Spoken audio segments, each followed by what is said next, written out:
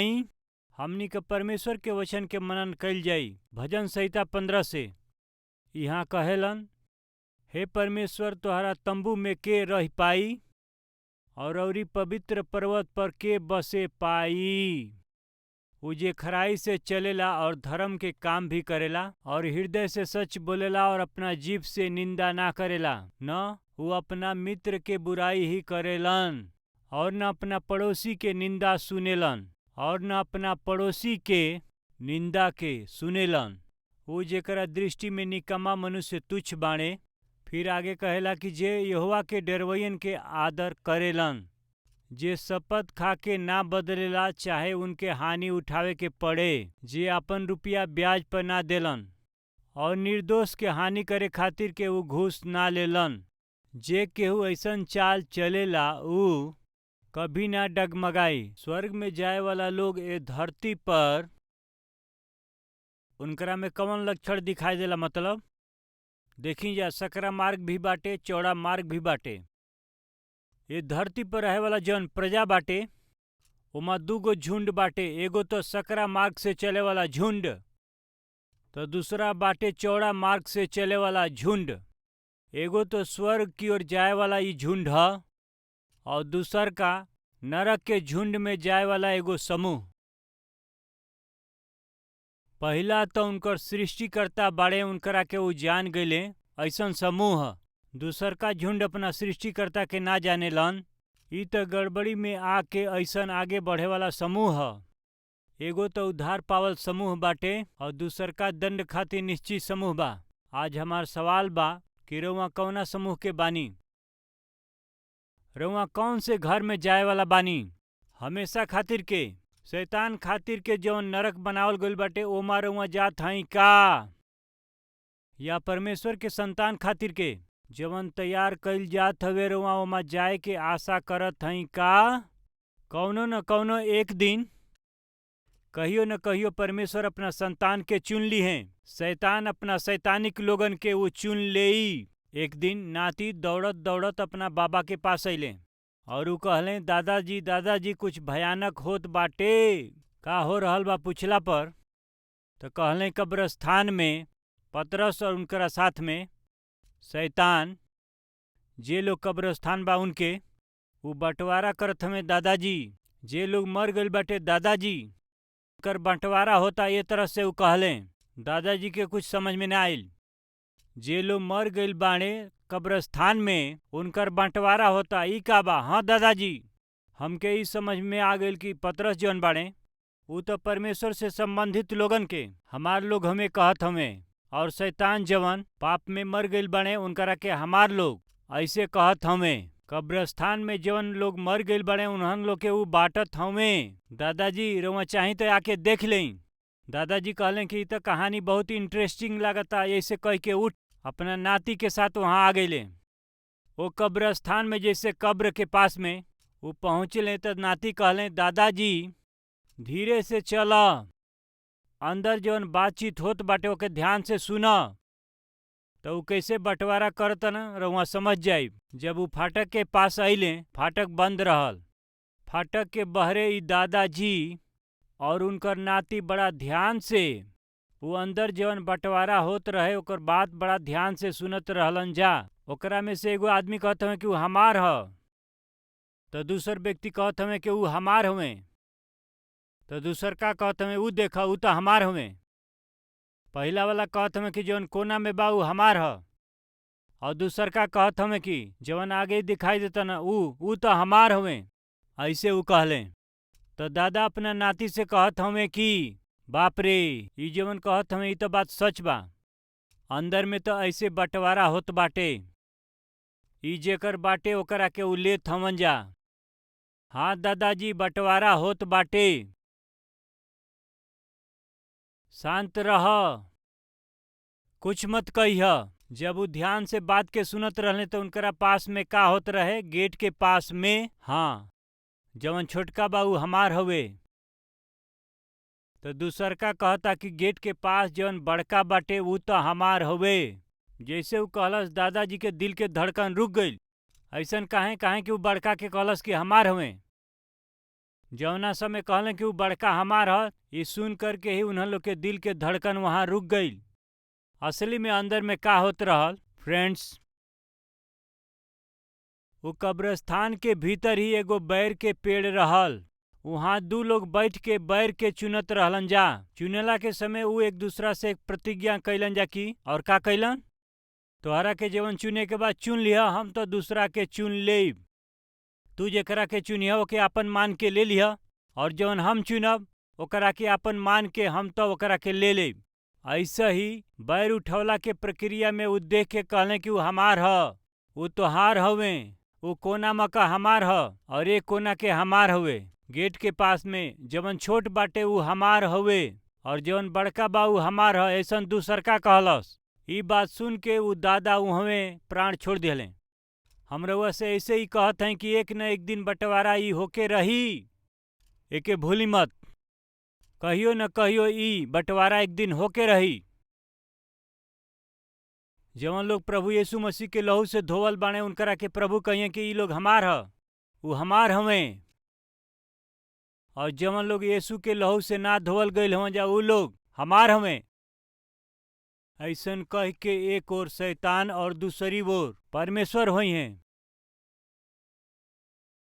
निश्चित हो चुकल बाटे, अलगाव के दिन त निश्चित हो गईल बाटे। रउआ समझ जाई, ऐसे हम बतावत हई। वचन के अनुसार अगर हमनी के देखल जाई, मत्ती के सुसमाचार अध्याय 25 वचन 32 में साफ बतावल बा, और सगरी जाति उनकरा सामने इकट्ठा कइल जइहन स। और जैसे चरवाहा भेड़न के बकरिन से अलग करेला वैसे ही वो एक दूसरा से अलग करी हैं। हाँ, भेड़न के दाहिनी ओर बकरी के बाईं ओर, ये दोनों अलग कइल बाणे। दाहिनी ओर भेड़ के और बाईं ओर बकरी के ये अलगावल बाणे। यस, ऐसन अलग करे वाला दिन बाटे। जे लोग यीशु मसीह के उद्धारकर्ता ग्रहण कैले बाटे उन्हन लोग के परमेश्वर अलग करे वाला बाणे। जवन लोग प्रभु यीशु मसीह के लहू से धोआइल बाणे ऐसन लोगन के परमेश्वर अलग करे वाला बाणे। ये हमार दूगो अलग अलग समूह बा, भेड़ के झुंड, बकरियन के झुंड। शैतान के समूह, परमेश्वर के समूह। स्वर्ग राज में जाए वाला एगो समूह, तो नरक में जाए वाला ये दूसरा समूह। आज यदि परमेश्वर यदि ऊ रउरी घर के देखत हमें, रउरी घर की ओर देखेलन, जरा विचार करके देखी भाई और बहन लोग, कितना लोग कह सकें कि यदि परमेश्वर के समय आज ही आ जाओ कि चुन लें, ऐसन चुनाव करे के समय आ गइल बा तो वही दिन भेड़न के बकरी से अलग करके, भेड़न से ऊ कहेलन, दाहिनी ओर के भेड़ से ऊ कहेलन कि तोहन लोग खातिर ठहरावल बाटे कि तोहन लोग हमारा पिता के राज्य में अनंत काल तक आ जा। भेड़न से ऊ कहेलन, ये हमार लोग हमें, तोहन लोग हमारा साथ रहबा जा। यानी रउरी घर में भेड़ भी बा, बकरी भी बा। सवाल तो ई बा कि भेड़ के ह, बकरी के ह। हमहन के घर में स्वर्ग में जाए वाला लोग बाड़े, नरक में जाए वाला लोग बाड़े। तो सवाल ई बाटे, के बाजे नरक में जाई, के बाजे स्वर्ग में जाई। पतरस कहलन ये आत्मा हमार हवे, तो शैतान कहला ना ना ना, ये आत्मा हमार ह। ये ऐसन कहत हमें, ऐसे ही लइका कहलस अगर ई बात सच होई तो आज रउरी साथ में जवन रउरी घर में रहत हमें, यदि उनके चुने के समय आई तो जवना दूध के परमेश्वर भेजले बाड़े, तो हरी घर में केकरा देख के कही है कि प्रभु के जन हमें। परमेश्वर के चुने के समय आई तो कही है हमार ह, ये हमार है। कारोरी बारे में कही है, जरा सोच के देखी, या फिर शैतान आके कही कि ये हमार हमें। 20 साल से तो बस ये शराबी हमें, 20 साल से यहाँ वहाँ भटकत अड़े, कितना साल से ये बेविचार करत हई, कितना साल से मनमर्जी से ही घूमत हई, कितना साल से जिम्मेदारी के भूल के ही जियत हमें। ये हमार हमें, ये हमार हई। ऐसन सब देख के शैतान रउरी बारे में ई कह सकेला सावधान, और सगरी बकरी, बाई ओर के सगरी बकरी जरावे खातिर के ई अलग कइल गइल बाड़ी। बाकी दाहिनी ओर के जितना भेड़ बाड़ी स उ परमेश्वर के साथ रहे खातिर चुनल गइल बाड़े। देखी जा अपना बारे में, यदि आज चुने के समय आ जाई तो कौना समूह में रहब। एक बार दिल पर अपना हाथ रख के खुद के जांच ल तो बहुत अच्छा होखी। जांचब तो बहुत अच्छा होखी। प्रभु के दास दाऊद ई बात कहले, हे परमेश्वर, हमरा प्रति तू ई जांच ल कि हमरा में कोनो बुराई पावल जाले। हमरा भीतर तोहके पसंद नइखे ऐसन कोनो बुरा चाल बा का? ऐसन कुछ बाटे त हमरा के रउआ जांच लें, हमरा के परख लें। आज निश्चय हमनी के ई प्रार्थना करे के चाही, हे प्रभु जी, हे प्रभु जी, आज रउरी राज में आवे खातिर, तोहरा राज में पहुंचे खातिर कोनो रुकावट बाटे त ऐसन कुछ हमरा में गलती और अपवित्रता होखे त हमके जांच लें, हमरा के परख लें। हडसन टेलर और हडसन टेलर के पत्नी दोनों जना मिल के चीन के देश में बड़ा सेवा कैले। हडसन टेलर जब परमेश्वर के सेवा करत रहले, हडसन टेलर के औरत काम कैला के जरिए अपना परमेश्वर के प्रेम के उ हमेशा देखावत रहली। जब वचन प्रचार करे खातिर पति के बुलावल गईल, उनकर पति तो परमेश्वर के सेवा करत रहले। मसीह के प्रेम के प्रकट करे के प्रतिक्रिया में उनकरा पास जवन कुछ भी रहल, जवन वरदान मिलल, उनके उपयोग करके जाके परमेश्वर के सेवा कैले। मसीह के जवन सेवा कैले, ई कितना अद्भुत बात रहे। पुरुष के करे वाला सेवा पुरुष के करे के चाही, स्त्री के करे वाला सेवा स्त्री के ही करे के चाही। तो ए जमाना में वचन के अनुसार सेवकाई दिन प्रतिदिन बस घटत चल जात हवे। एकर कारण मालूम बाटे, यदि वचन के पढ़ के ग्रहण करके और वचन के समझ करके चले वाला लोग बस प्रतिदिन उ तो घटत जात हमें। एक दूसरा के देख के, एक दूसरा के तुलना करके, एक दूसरे के मुकाबला करके उ लोग सेवकाई में आवत हों, बाकी वचन के ना। पवित्र आत्मा से, पवित्र आत्मा के प्रेरणा के जरिए वो वचन के देख के, वो वचन के पढ़ के ही वचन के मुताबिक सेवा करे वाला लोग घटत जात हमें। वही दिन उ देख के प्रभु से कहिए कि क्या प्रभु, हम तोहरी नाम से अद्भुत काम और बड़ा काम नेकी कैले, तोहरा नाम से बड़ काम नेकी जा कैले, तोहरा नाम से दुष्ट आत्मा नेकी जा निकलले, बड़ा काम नेकी जा कैले, बड़ा काम नेकी जा कैले। ऐसन कह के बहुत से लोग वहां बोली हैं। ये सब सुन के परमेश्वर यह कहिए कि हे कुकर्म करे वाला लोग, तुहन लोग के हवा जा हमके नेखे पता, चल जा। कुकर्म के अर्थ रउआ जानत हई, जीवन सही कर्म ना होखेला। दुष्ट आत्मा के निकल जा, अचरज के काम कलिन जा, अद्भुत काम कलिन जा, ये सब कुछ उ लोग कहत रहलन जा। हमके हई रउआ के नेखे मालूम का कहत हई प्रभु जी? प्रभु तोहरे नाम से तो हमनी के सब कुछ कैली जा। जी हाँ, परमेश्वर के नाम में ही जब प्रभु के नाम ले ली जा तो उनकरा सेवा के नीचे ही बहुत कुछ कर सकेली जा, उनकरा वचन के विरोध में जाके। और यही से परमेश्वर कहले, हे कुकर्म करे वाला, का समझत हई? देखी जवन सकरा मार्ग बा, ई तो प्रभु के सकरा मार्ग बाटे। जवन प्रभु के दास परमेश्वर के सेवा करत हमें तो उ तो सकरा मार्ग में चलत हमें परमेश्वर के। जवन ऐसन सेवा जवन परमेश्वर के विरोध में होला, उ तो परमेश्वर के विरोध में कुकर्म बा। और ई बात हम रउआ के बतावल चाहतनी, एकरा के देख मत्ती के सुसमाचार अध्याय 7 में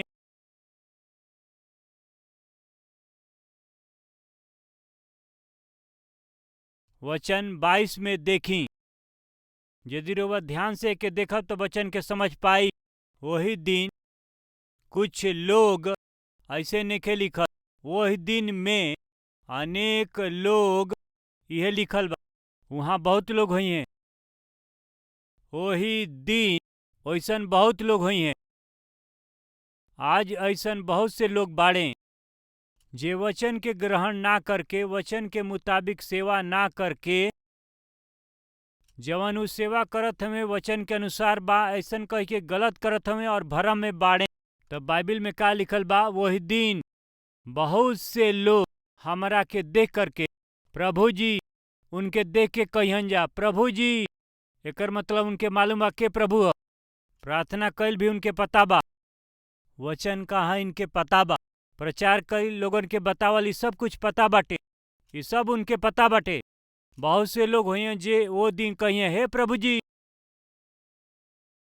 हमरा नाम से ही तू अद्भुत काम ना कैला। हाँ जी काम कैले, भविष्यवाणी करत हमें, भविष्यवाणी करी हैं, ऐसे अनेक बाड़े। तोहरा नाम से हमनी के शैतान के ना निकल ली जा। हाँ वो निकालत हमें और निकलिए भी आवे वाला दिनन में दुष्ट आत्मा के। केकरा नाम से? तोहरा नाम से। बहुत से लोग भविष्यवाणी करिहन जा, बहुत से लोग यीशु के ही नाम से वो दुष्ट आत्मा के भगइहन जा। यस यीशु के ही नाम से वो महान अद्भुत काम, महान काम करते जई हैं, वो होई हैं, वो करी हैं, फिर भी जई हैं। बाइबल में ये सब कुछ लिखल गईल बा कि वही दिन बहुत से लोग यीशु कहियन जा प्रभु जी तोहरा नाम से हम भविष्यवाणी कैली ना, तोहरा नाम से हम दुष्ट आत्मा ना निकलनी का, तोहरा नाम से का हम अद्भुत काम के नेकी कैले। हाँ वो कैले बने। उन्हीं लोग के देख के प्रभु ई कहेलन कि सुन जा। तब प्रभु उनसे कहियन कि हम तोहरा के कबहू ना जनली। हे सब कुकर्म करे वाला, हे सब लोग कुकर्म करे वाला मतलब जानत है का सही तरीका से जवन काम करे के बा ओकरा के ना करके ई कहा ब्रदर प्रचार कैल सही काम ना हवे, आश्चर्य कर्म कैली अद्भुत बात ना हो, शैतान के भागा वाली अच्छा काम ना हो। यस ये अच्छा काम हो, जेकरा के सौंपल बाटे वही के करे के चाही। जेकरा केहू के परमेश्वर जवन सेवा देले बाणे ओकरा के उहे सेवा करे के चाही। जेके जवन बुलाहट मिलल बाटे, जेकरा के जवन आत्मिक अभिषेक मिलल बाटे ओकरा अनुसार वो काम के वो पूरा कर। उ जवन करतन हमके करे के बा, उ जवन सेवा करतन हम कर, उ जवन सेवा करतड़ी हम करब, उ सेवकाई जवन करतड़े हम कर। ऐसे कह के एक दूसरा के देख के रउआ करब तो कुछ ना कर पाई। शेर के देख के रउआ खुद शेर ना बन सकीला। रउआ में कोनो बदलाव ना आई। जे दूसरा के देख के कुछ कल चाहत हमें वो कुछ ना कर पाई हैं। हे कुकर्म करे वाला तू के हुआ हमके नहीं पता, हमरा सामने से तोहन लोग चल जा जा। ई कैसन दुर्दशा हवे एकरा बारे में रउआ सोची। अद्भुत काम कैला के बाद, भविष्यवाणी कैला के बाद, दुष्ट आत्मा निकालला के बाद भी परमेश्वर के सामने से निकालल, ई कितना भयानक बात होई, ई कितना भयानक बात होई एकरा बारे में रउआ सोची। कौन सा पाप कैले बाड़े? कुकर्म। ई कुकर्म का ह? सच्चा वचन के अनदेखा कैले, जीवित वचन के, सत्य से भरल ए सगरी वचन के ई लोग अपना मन के अनुसार अपना खातिर उपयोग कैले, अपना खातिर उपयोग कैल चाहले। वही परमेश्वर के सेवा, वही परमेश्वर के बुलाहट, वही परमेश्वर के इच्छा और उद्देश्य बाई कह के परमेश्वर के बारे में भरम फैला देले बाड़े। आखिरकार जब वो पहुंचले तो प्रभु के सामने से निकलला के समय आ गई रहे। ई कह के रउआ खुद के जांची, हमार भाई और बहन लोग खुद के जांच लें। यदि रउआ सेवा में बानी और कोनो प्रकार के रउआ सेवा करत हई तो का रउआ सही तरह से सेवा करत हई या फिर गलत तरीका से सेवा करत हई। रौरी उद्देश्य के साथ, इच्छा के साथ, रौरी विचार के साथ, यह परमेश्वर के वचन, यह परमेश्वर के उद्देश्य और यह वचन ये सोच के भ्रम में जात हई, सावधान हो जाई। ये धोखा हवे। हडसन टेलर परमेश्वर के द्वारा ठहरावल परमेश्वर के मिशनरी रहले, वो अद्भुत सेवक रहले। उनकर पत्नी अद्भुत सेवकाई करे वाला रहली। एक तरफ हडसन टेलर परमेश्वर के दिहल काम और सेवकाई के सुसमाचार प्रचार करके वो आगे बढ़त रहलन जा, तो दूसरी ओर उनकरा पत्नी के जौन परमेश्वर सेवकाई देले रहले दुनिया में वो प्रभु के प्यार के दिखावत, बीमारी में जौन लोग तड़पत रहले उन्हें लोग के सेवा करत और घर में आकर के जिम्मेदार पति और पत्नी के रूप में वो दोनों मिलके सेवा करत रहले। वो उनकरा साथ ऐसे कंधा से कंधा मिला के खड़ा रहली। यदि रउआ के कबो मौका मिले तो हडसन टेलर के जीवनी और उनकर वीडियो जरूर देखी। कहीं भी रउआ के मिले तो जरूर ओके देखे के प्रयास करी। हडसन टेलर और उनकर पत्नी कितना बड़ सेवकाई कैले बने। कौन से सेवा? वचन के अनुसार के सेवकाई। पति से वो कंधा मिला के खड़ा रहली। वो अपना पति खातिर आशीषदायक बन के अपना पति खातिर रहली। बहुत अच्छा गृहिणी रह के वो उत्तम, वो परमेश्वर के अच्छा सेवकाई कैली। रउआ एके देख सकीला। हडसन टेलर जीवन के कहानी जरूर देखी। इस सब बतौला के कारण रउआ के मालूम बा, एक बार यदि हमनी के अपना आप के जांच लेवे के, परख लेवे के, का हुए परमेश्वर हमनी के बीचा में कोनो दरार बाटे। बस इहे बाटे जेकरा बारे में दाऊद कहेला भजन संहिता 139 आखिरी के 2 वचन में, हे परमेश्वर, वचन 23 और 24 में देखी, हमरा के जांच के हमरा हृदय के रउआ जान लेई, हमरा के परख के रउआ हमरा चिंता के जान लेई और देखी कि हमरा में कोनो बुरा चाल बाका या ना, और अनंत के मार्ग में हमार अगुवाई करी। का हमरा में कोनो बुरा चाल बा?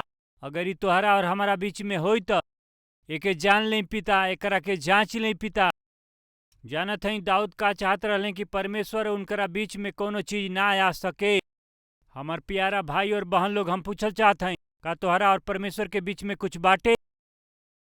कोनो अपवित्रता बाटे का? कोनो गलती बाटे का? कोनो बुरा आदत बाटे का? यदि कुछ बाटे तो ओके जल्दी से निकाल दें तो अच्छा होई। ऐसन काहे कि रउआ स्वर्ग में जाए वाला लोगन के झुंड में रहे वाला लोग हैं। सकरा मार्ग से बढ़ के हमनी का जाए वाला लोग हैं। या हमनी का तो अनंत काल खातिर चुनल ऐसन याजक लोग के समाज और चुनल वंश हैं। जा यही से परमेश्वर और बीच में कोनो रुकावट ना रह सकेला। हडसन टेलर तो अपना पत्नी से बहुत प्रेम कैले। हडसन टेलर के पत्नी अपना पति से बहुत प्यार कैली। उत्तम पति और पत्नी के ई लोग सबूत रहलन जा। हडसन टेलर के पत्नी एक दिन ऐसा आयल कि हडसन टेलर के पत्नी वो बहुत ही बीमार पड़, बिस्तर पर पड़ गईली। जवन प्रार्थना कर सकले वो कैले, जवन इलाज चाहे वो कैले। आखिरकारी पता चलल कि ई तो बचे वाला नहीं खी। ऐसा समय में हडसन टेलर जे अपना पत्नी से इतना प्रेम कैले, वो आकर के पत्नी के हाथ अपना हाथ में लेके, हम तो से एगो सवाल कल चाहत हई। हाँ पूछी।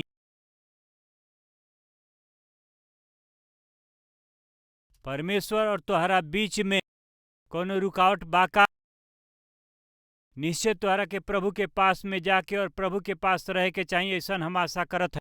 ई कह के तोहरा और परमेश्वर के बीच में कोनो रुकावट बात ओके तू सही कर लेबू तो ये अच्छा हो। ई कही करके कि उनकरा पत्नी के नीचे स्वर्ग में जाए के चाहिए। यही से यदि कोनो गलती या कोनो पाप होखे तो उनकरा मन या उनका दिल में होई तो ओके विचार करके ही मरे वाली वो पत्नी के पास आके कहेलन कि कौनो रुकावट बाटे का?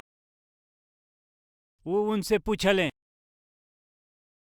जब वो ऐसे पूछत रहले तो हडसन टेलर के पत्नी उनसे एगो बहुत अच्छा बात कहली।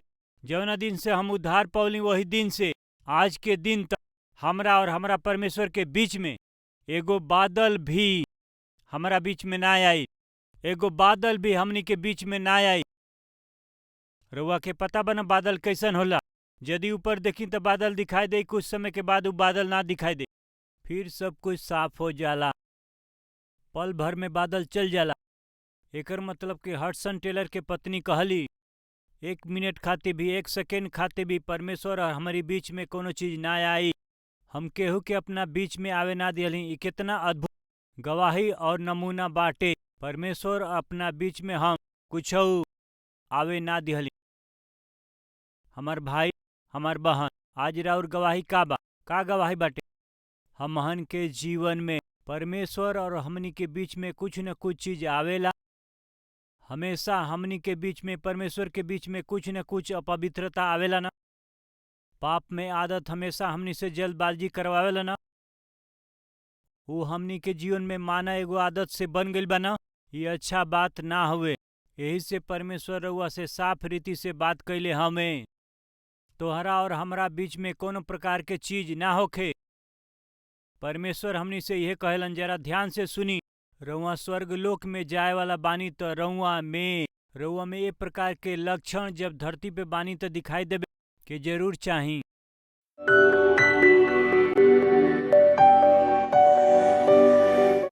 महापवित्र परमेश्वर पिता, बहुत ही साफ वचन से रउआ हमनी से बात कैली हाँ। स्वर्ग में जाए वाला लोगन में कौन लक्षण दिखाई देबे के चाहिए रउआ बतौली हाँ। हे पिताजी, एक तरफ हमनी के स्थिति का बा, का हम स्वर्ग में जाए वाला समूह में बानी या नरक में जाए वाला झुंड में हम बानी? हमहन बकरी के झुंड में बानी या भेड़ के झुंड में बानी? आज हमहन के अंदर बस यह सवाल उठत बाटे। हे परमेश्वर, जितना लोग के रउआ साथ में सच्चा संबंध नहीं खे, त यदि धीरज नहीं खे, शांति नहीं खे, अपना मन में समाधान नहीं खे, अपना मर्जी से जिए लोगन से रउआ मुलाकात कर लें, उनका रउआ से मेल मिलाप होखे में मदद करी।